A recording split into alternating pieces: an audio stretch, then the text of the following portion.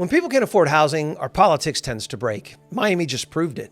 Last week, or a week or so ago, Miami elected a new mayor. And for the first time in years, that race became a real political flashpoint. Not because of party drama, but because housing affordability finally showed back up at the Florida ballot box. Look, if you're watching this wondering who the hell am I to be talking about this, my name is James Clark, and I'm a Florida real estate broker here in Central Florida. I was born in Miami. I'm in the real estate business for nearly 30 years now, and have a really good understanding of Miami politics and how things work down there. So stick with me, because I gotta tell you, this election tells us a lot more about where other Florida cities may be heading next. Stay tuned for that. First things first though, this wasn't a national political moment, this was a local pressure moment. Why? Because rent's up, insurance is up, taxes also up. It's ridiculous. When housing costs rise faster than wages for too long, voters stop thinking ideologically. They start voting emotionally. Miami matters because it's younger, it's more urban, and it's more renter heavy than most other Florida cities. Homeownership in Miami is well below 50%. Rents, they're up roughly 25 to 30% since 2019. Don't get me started on insurance premiums. Doubled, tripled in many of Miami's zip codes. That combination creates political pressure fast. By the way, if you want to see where this pressure leads when it's ignored, just look at New York. For crying out loud, Zohran Mamdani surged by focusing almost entirely on housing affordability. Not culture, not foreign policy, housing. Why? Well, because more than half of New York City renters are rent burdened. Homeownership there is just above 30%. That environment doesn't create moderation. It took lifelong New Yorkers, proud New Yorkers, and turned them into outsiders in their own state, and they voted like. Now, Miami still has higher homeownership, closer to 50%, but affordability collapsed, just like New York. If Miami's numbers aren't addressed, Miami's gonna start looking a lot like New York. Now look, Florida lawmakers have been watching this closely, in my opinion.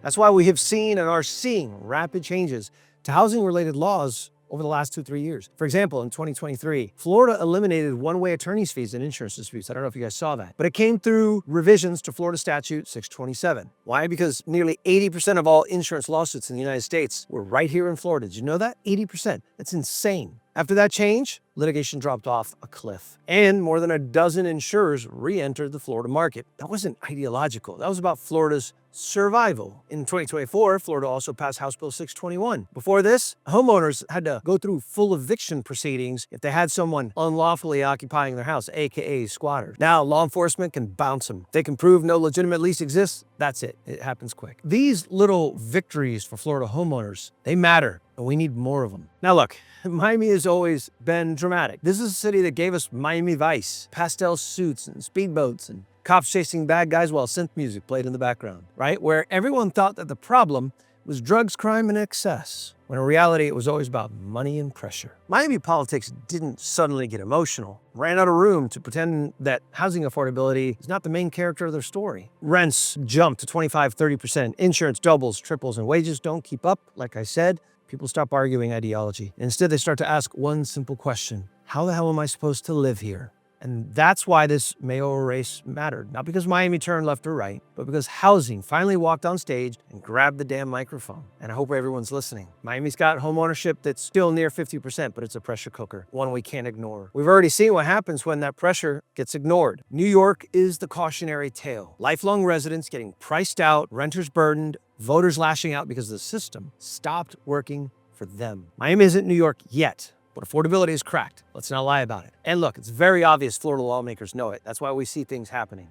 That's why insurance reform, property possession laws have changed. That's why HOA power is getting tightened. Because once a state slips into a permanent renter class, politics stops being stable and it starts looking a lot more like a crime drama. And look, Miami doesn't need another reboot. It doesn't need Scarface 2. It doesn't need Crockett and Tubbs pulling people out of foreclosures and pastel Ferraris, although that would be sick. No, what it does need is affordability before pressure becomes panic. Miami just sent the bat signal. The rest of Florida should be paying attention, because when housing breaks, politics follows. And in Miami, we've already seen how that movie ends. The final thing I want to leave you guys with, there's other cities that could be following Miami very quickly. The state of Florida has now become the leader in the United States in foreclosures. That's right, ladies and gentlemen. We're #1. Can you believe it? Tampa. Ooh, Tampa's not looking good. Jacksonville, Ocala. These major cities, if we don't do something to turn the tide, we're going to find ourselves in a very bad place. Now look, I'm a lifelong Florida native, born in Miami, spent my entire time between Miami and Central Florida.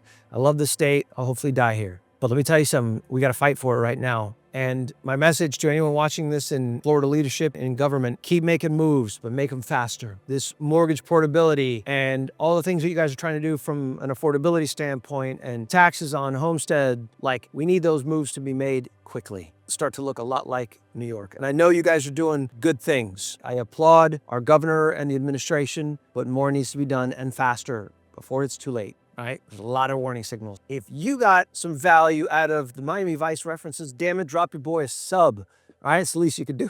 All right, everybody, thanks so much for watching. Take care. See you on the next one.